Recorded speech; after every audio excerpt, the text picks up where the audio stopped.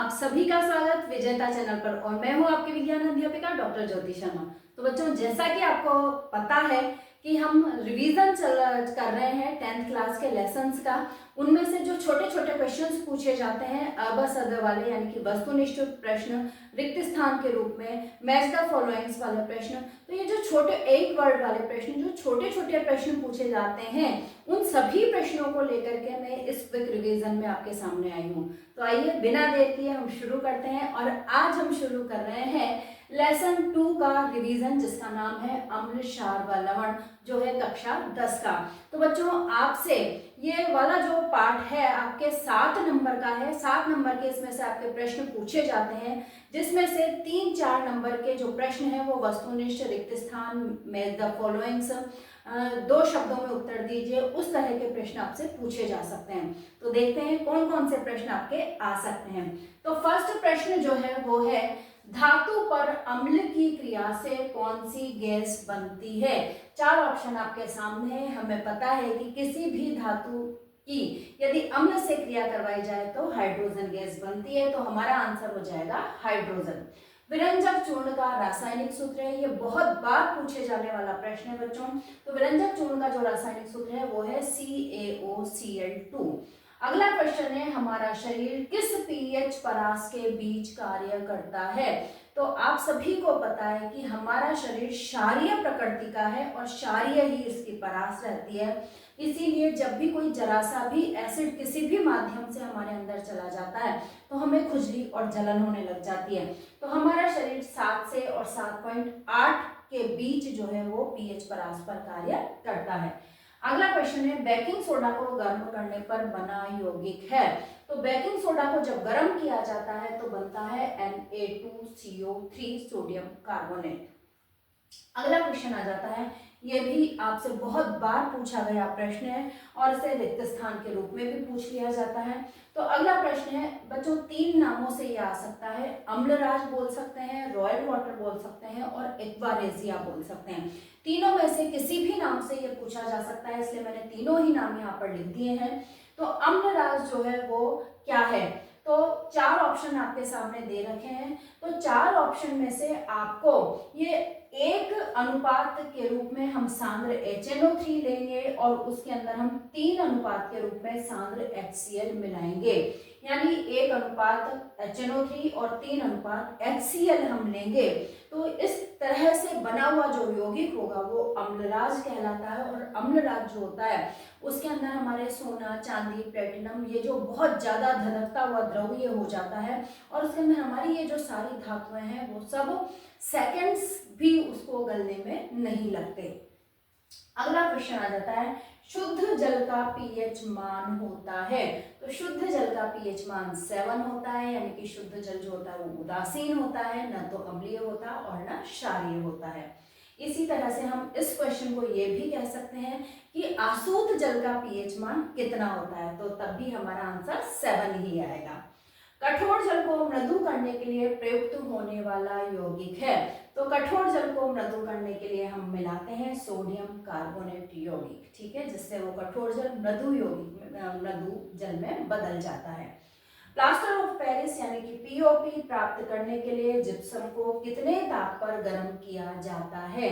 तो plaster of Paris आपको पता है, इसको प्राप्त करने के लिए जिप्सम को गर्म किया जाता है, जिससे उसमें से पानी निकल जाता है, पानी के अणु निकल जाते हैं और वो जो बचा हुआ यौगिक है वो पीओपी में बदल जाता है। तो 373 केल्विन पर अगर हम उसको गर्म करेंगे तो जो जिप्सम है वो पीओपी में प्राप्त हो जाएगा हमें।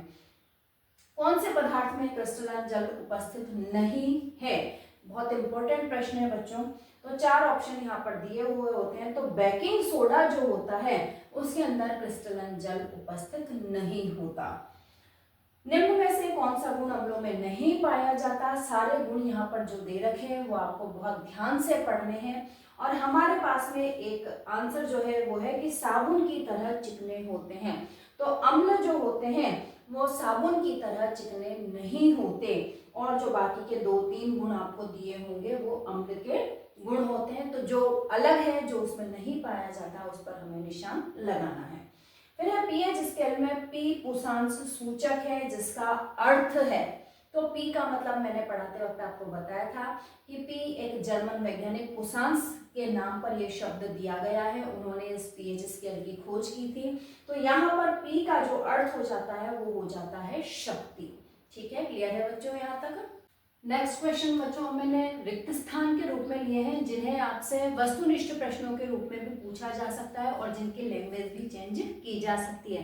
तो आप ध्यान से देखिए और लैंग्वेज चेंज होने पर या फिर इनको वस्तुनिष्ठ के रूप में पूछने पर आप उनके उत्तर दे सकें, इस तरह से अपने आप को तैयार कीजिए।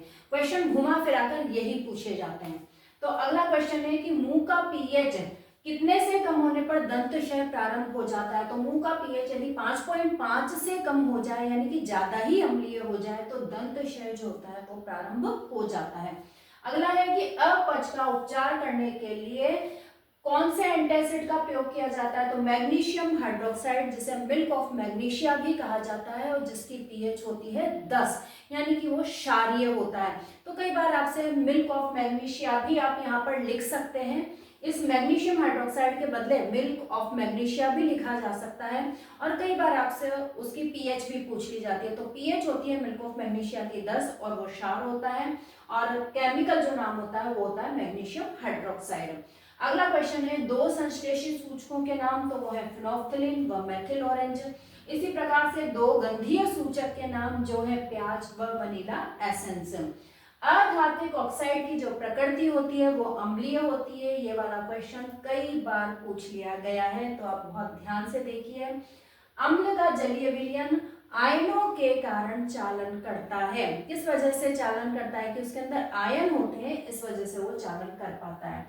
टूटी हुई हड्डियों को सही जगह पर स्थिर रखने के लिए डॉक्टर्स किसका उपयोग करते हैं? तो कैल्शियम सल्फेट का प्रयोग, या फिर हम कह सकते हैं कि पीओपी का प्रयोग जो है, प्लास्टर ऑफ पेरिस का उपयोग जो है, वो टूटी हुई हड्डियों को सही जगह पर स्थिर रखने के लिए किया जाता है। चींटी के डंक में कौन सा अम्ल पाया जाता है? तो मेथेनोइक अम्ल जो है वो चींटी के डंक में पाया जाता है। बच्चों आपकी बुक में सारणी 2.3 दे रखी है और उसमें बहुत सारी चीजों के अंदर पाए जाने वाले अम्लों के नाम दे रखे हैं। तो मैं आपसे ये कहूंगी कि यहाँ पर चींटी के डंक के अलावा और भी कुछ, जैसे दही में पाए जाने वाले अम्ल का नाम या किसी भी चीज में 7-8 चीजें दे रखी हैं, तो उन सब में पाए जाने वाले अम्ल का नाम लिखा हुआ है। तो आप एक बार सारणी 2.3 जो है वो जरूर देखिए और उसमें जितनी भी चीजों के अम्ल दे रखे हैं उनके नाम आप याद करिए, क्योंकि वो कोई किसी भी चीज का चींटी के डंक के अलावा वो और किसी भी चीज में पाए जाने वाले अम्ल का नाम पूछ सकते हैं। ये आप अपने नोट डाउन कर लीजिए और इसे जरूर याद कीजिए। अगला क्वेश्चन है कि जब वर्षा के पानी का पीएच 5.6 से कम हो जाता है तो वो अम्लीय वर्षा कहलाती है। इसे शॉर्ट क्वेश्चंस के रूप में भी पूछा जा सकता है। अगला क्वेश्चन है बेकिंग पाउडर बनाने में बेकिंग सोडा, जिसको हम कहते हैं सोडियम हाइड्रोजन कार्बोनेट, एवं कौन से मंद खाद्य अम्ल का प्रयोग किया जाता है? तो टार्ट्रिक अम्ल जैसे मंद खाद्य अम्ल का प्रयोग बेकिंग पाउडर बनाने में किया जाता है। नेक्स्ट क्वेश्चन है कि लवण के एक सूत्र इकाई में जल के निश्चित अणुओं की संख्या को क्रिस्टलन जल कहा जाता है। जैसे यहाँ पर हमने लिखा था हाफ H2O, यानी एक क्रिस्टल बनाने के लिए, एक यौगिक क्रिस्टल बनाने के लिए कितने जल के अणुओं का प्रयोग हो रहा है, वो ही क्रिस्टलन जल कहलाता है। तो यहाँ पर देखिए हाफ H2O जो है वो क्रिस्टलन जल है। अब है जठर रस का पीएच लगभग कितना होता है? तो 1.2 होता है जठर रस का, बहुत ज्यादा अम्लीय होता है ये। और रक्त का पीएच भी आपसे पूछा जा सकता है, वो होता है 7.4। शुक्र ग्रह का वायुमंडल H2SO4 यानी सल्फ्यूरिक अम्ल के मोटे श्वेत एवं पीले बादलों से बना हुआ होता है। जल में घुलनशील क्षारक को क्षार कहते हैं। प्राकृतिक सूचकों के नाम आपसे पूछे जा सकते हैं, 2 या 3 जितने भी। तो हल्दी, गुड़हल के फूल और पिटूनिया, ये तीनों प्राकृतिक सूचक कहलाते हैं, प्राकृतिक सूचक होते हैं।